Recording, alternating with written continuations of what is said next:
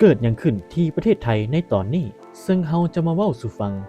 หลายพื้นที่ของจังหวัดทางภาคใต้ของประเทศไทยโดยเฉพาะหาดใหญ่จังหวัดสงขลาได้เจอน้ำท่วมหนักที่สุดในรอบ300 ปีจากภัยฝนตกหนักและมรสุมส่งผลเฮ็ดให้หลายพื้นที่กลายเป็นโซนภัยพิบัติหรือเลดโซนและต้องได้อพยพประชาชนอย่างเร่งด่วนและน่าเศร้ากว่านั้นก็คือมีตัวเลขล่าสุดว่ามีผู้เสียชีวิตอย่างน้อย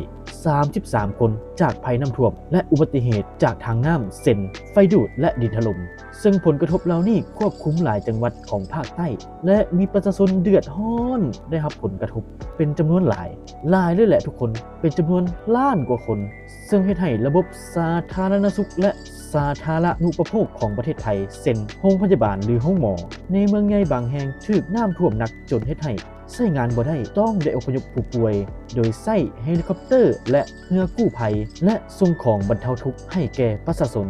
ซึ่งเฮ็ดให้เศรษฐกิจต่างๆของประเทศไทยไม่ว่าจะเป็นการค้าการท่องเที่ยวถูกผลกระทบหนักเช่นว่าทางด้านธุรกิจห้างค้าการเดินทางการท่องเที่ยวในหลายๆพื้นที่ได้หยุดชะงักลงนักท่องเที่ยวก็ได้ยกเลิกการเดินทางต่างๆที่จะเข้าไปท่องเที่ยวในประเทศไทยในช่วงนี้ซึ่งเหตุการณ์ในครั้งนี้ก็ได้เฮ็ดให้เฮาได้ฮู้ว่ามีหลายๆคนได้เข้าไปช่วยในการกอบกู้ภัยพิบัติในครั้งนี้ไม่ว่าจะเป็นดาราต่างๆอินฟลูเอนเซอร์รวมไปถึงไอ้วินของเฮาบินวิลเลียมก็ได้เข้าไปสนับสนุนในการช่วยเหลือภัยพิบัติในครั้งนี้เป็นจำนวนเงิน1 ล้านบาทในนี้ก็ขอสมเสยทางไอ้วินนำเนาะและหน่วยราชการของไทยต่างๆที่ได้เข้าไปช่วยเหลือซึ่งเฮาก็เป็นกำลังใจและส่งแรงใจให้ทางฝั่งไทย